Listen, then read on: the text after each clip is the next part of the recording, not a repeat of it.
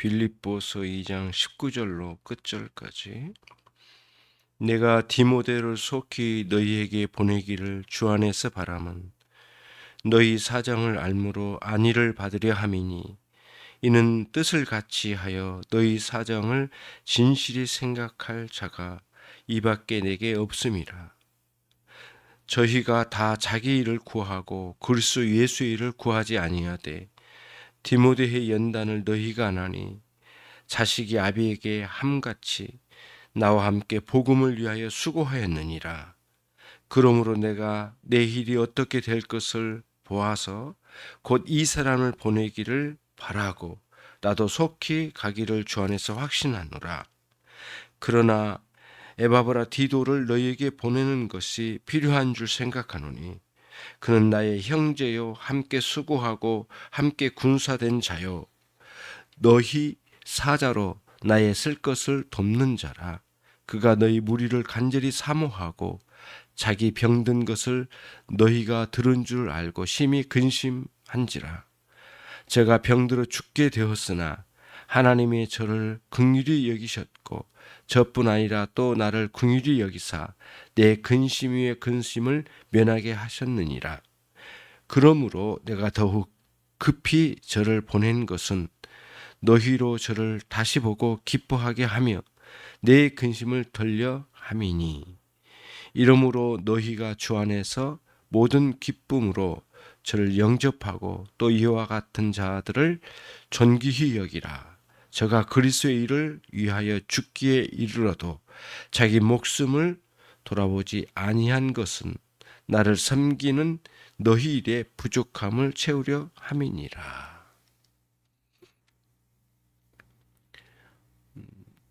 지금까지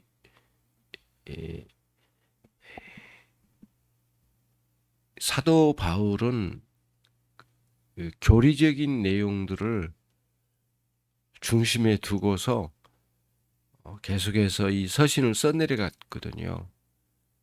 그런데 오늘 말씀은 실제 생활에 있어서의 상황을 지금 설명하는 거거든요. 그러니까 24절까지는 디모데에 관련돼서, 그리고 25절부터 끝에까지는 에바브라 디도에 대해서 빌립보 교회 성도들에게 지금 그들의 상황을 전하고 있는 것 아니겠습니까?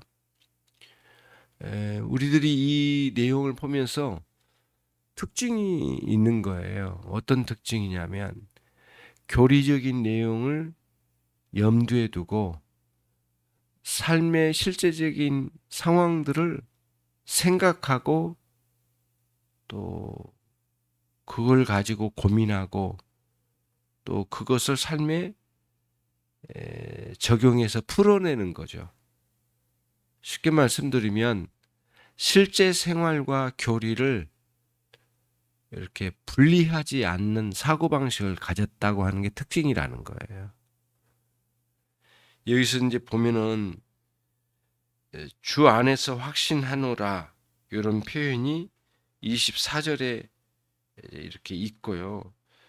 또 주 안에서 이 일이 이루어지기를, 또 주 안에서 되어지기를, 그리고 주 안에서 기뻐하기를 29절에, 이런 내용들을 쭉 보면 어떤 특징이냐면은 삶의 실제적인 상황이나 환경이 없는 건 아니잖아요. 그런 상황을 떠나서 말하려고 하는 게 아니잖아요. 다 그런 상황을 그대로 말하지만 여전히 주님께서 우리의 삶을 다스리고 계신 것을 사도 바울은 한순간도 놓치지 않는 특징을 가지고 있어요. 이게 이제 우리들이 이 본문에서, 오늘 본문에서 어떻게 보면은 사도의 사적인 상황을 말하는 기록이지만은 그리스도 안에서 이러한 모든 일이 이루어지고 있음을 항상 생각하고 있는 거예요.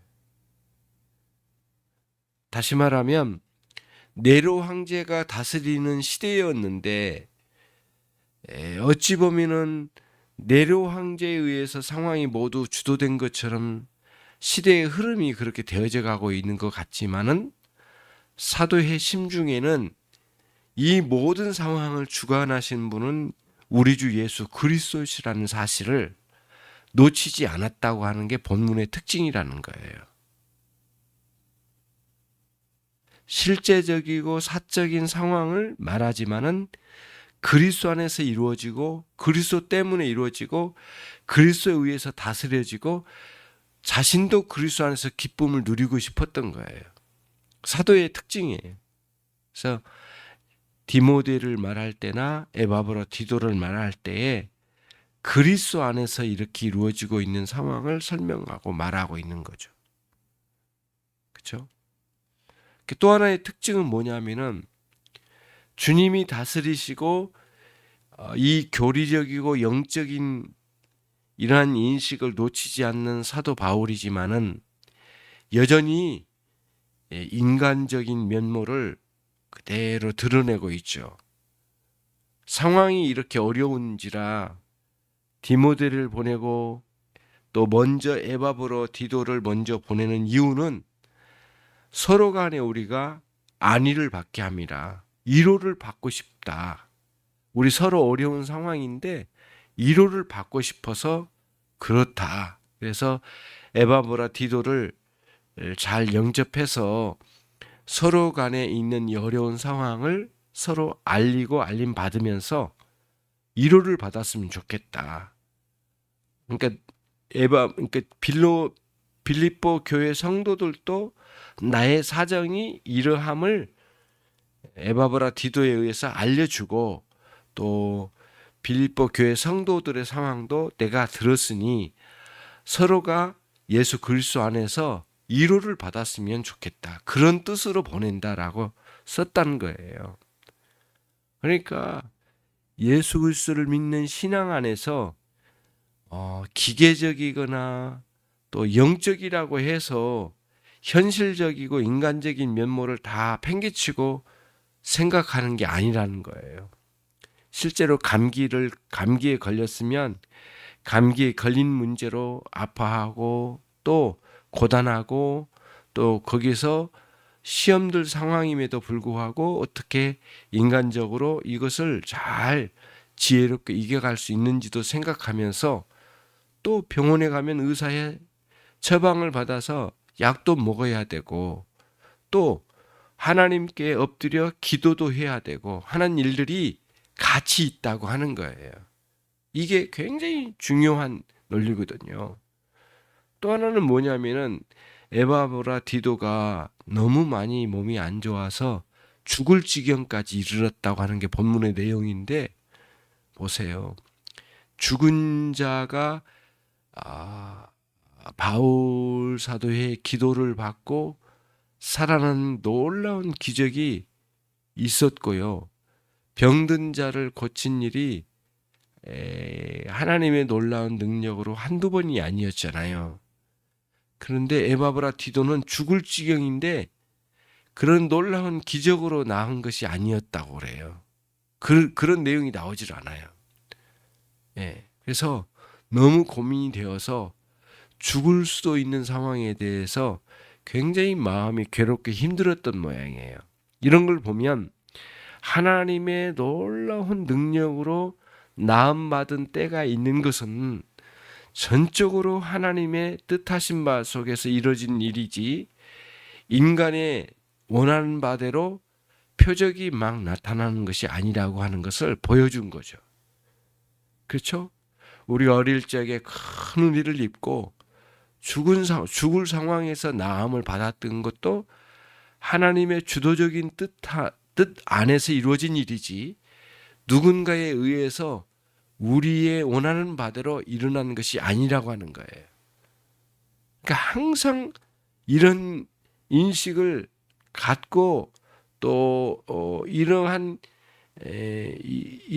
그 하나님의 뜻이 무엇인지에 대해서 고심할 줄 아는 이런 태도를 갖는 것이 매우 중요한데 아무 때나 표적이 일어나기를 바라고 아무렇게나 그런 것들이 우리의 의도한 바대로 막 일어나고 실행될 것처럼 말하는 것은 성경을 잘 모르고 하는 행동들이라고 하는 것을 보여줘요.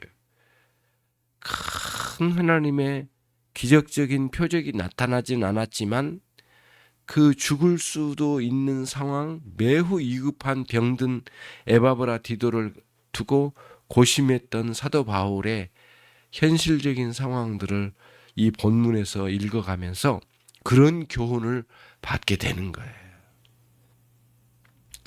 또 하나 우리가 25절에서 좀 중요하게 볼 것은 그러나 에바브라 디도를 너희에게 보내는 것이 필요한 줄로 생각하노니 그는 나의 누구라겠죠? 형제요. 형제. 사도는 에바브라 디도를 보내면서 교회 성도들에게 그는 나의 형제라. 마치 한 부모 안에서 자라난 것처럼 그리스도 안에서 한 형제로 자라가고 있는 형제라고 그렇게 불렀던 것이 매우 독특한 특징이에요. 에바브라 디도와 바울 사도와의 사이는 어떤 면에서는 큰 격차가 있겠지만은 사도 바울은 단 한 틈도 격차를 두지 않고 나의 동등한 형제라고 부르고 있는 것은 매우 우리가 주목해야 할 사항이 아닐 수가 없죠. 성도와 목회자 사이는 형제의 관계라고 하는 것을 놓치지 않았으면 좋겠다라고 하는 거예요. 이게 굉장히 중요한 메시지일 수가 있는 것이죠. 두 번째는 수고하고 함께 나와 함께한 군사죠.